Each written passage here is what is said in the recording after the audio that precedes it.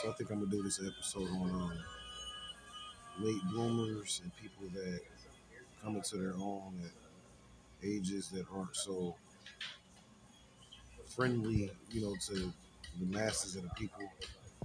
So like, it's different examples. Like you got like one of my favorites is Michael Jordan, and most people that are ballers that got to where he was at came into their own pretty much at a very young age, like they was kids playing basketball.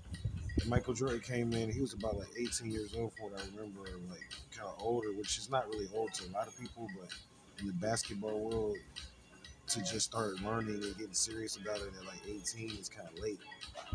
However, he ended up becoming one of the greatest players at a so-called elder age. Um, you have many examples of this or whatever, where people they kind of start out at an older phase and at a certain point they become younger and they unlock certain aspects of their self. And this happens at a weird time for some people. Some people call it a midlife crisis, just depending on what they're doing. But it's not a midlife crisis if it's properly managed, depending on what they're doing. Now, a lot of people, when they go into this scenario, they turn into habits. When they get into this so-called late bloomer phase, because they look up and they're feeling young and youthful again, and it's like they look around and all of their friends and people that they may have grew up with uh, living, more like an elder or more like a older life, if you want to call it that. So you kind of get stuck in a particular portal. You could get stuck in a particular portal with experimenting with what was called your youth or your fountain of youth or your creative energy, which actually goes into your youth. When you stop being creative, you stop tapping into your youth. Is essentially what happens or whatever. So there's many examples of this, and it's painful because it can get to a point where you question a lot of stuff, and it's like you're at this age and you're trying to start your life over, and everyone that you meet is like, well, we already did all of that, and the stuff that you're doing, you're late, basically, to everybody.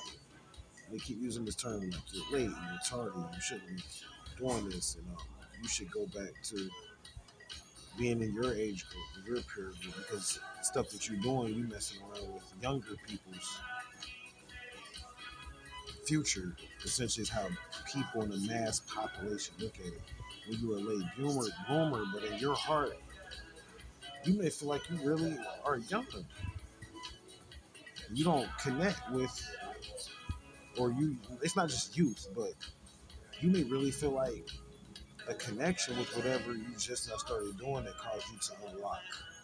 That's what I want to get at. So you have a connection with something that really makes you just feel like a kid.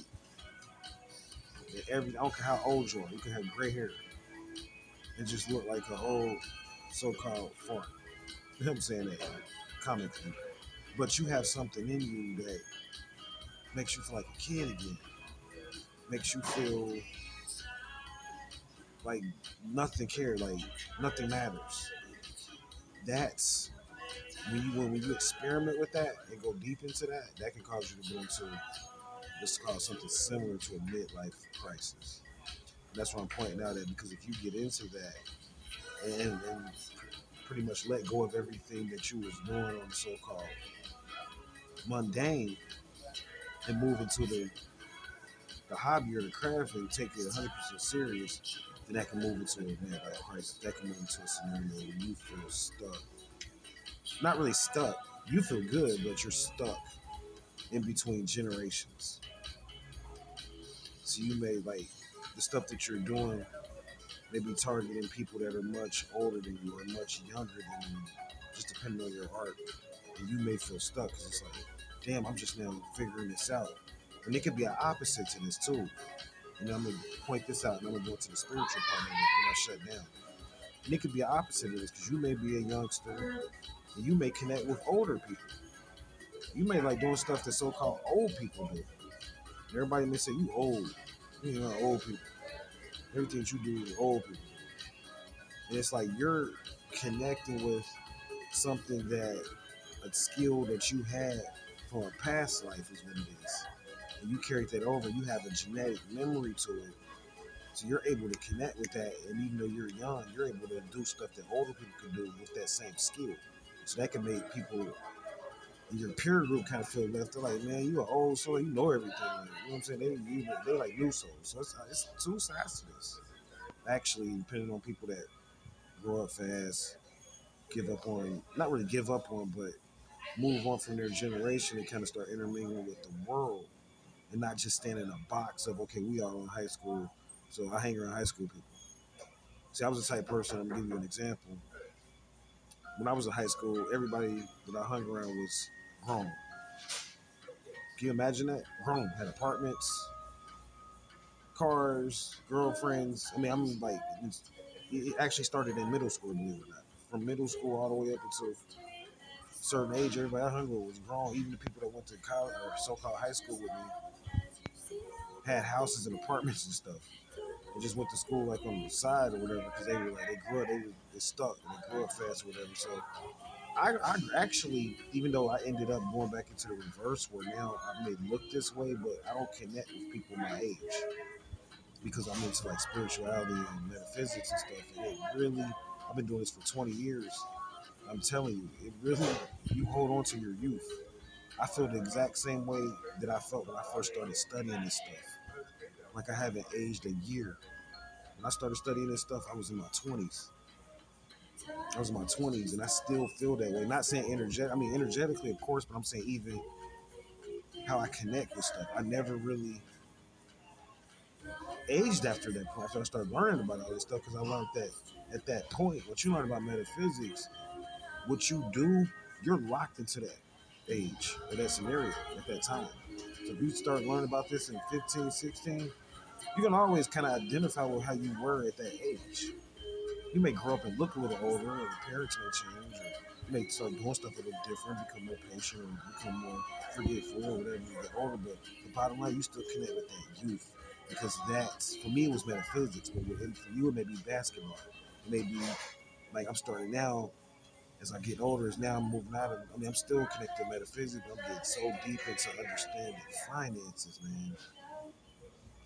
Conversing with people that have so much money and it's so exciting. And people be like, "You don't have nothing though." But it's like you don't know how exciting it is to just be able to sit down with somebody that you know for sure has $1 million in the bank. And that might not be a lot of money to you, but it's like they have to do something special to get that. If they're only like 40 something years old or 30 even or 20 even, they got $1 million and sit they can actually just go get. That takes a higher level. That takes essentially you tap into a deeper part of yourself. You're not gonna get that and get to that level of working a job. And I'm not here to knock a person working a job because it takes skill and that's discipline. See, working a job builds up the discipline that you need. So that when you find out what you're really here to do, you'll have that work acumen to be able to move on and be able to do the stuff that you need to do or whatever. So for me, yeah, I started out with this young or whatever and just got into this and fell in love with it. And now it's turning into all kind of amazing opportunities. But it's also the darkest shit that you've ever freaking experienced. You guys see me come on here. 1 minute is light, the next minute is some dark stuff happening because that's the nature of metaphysics and what I chose.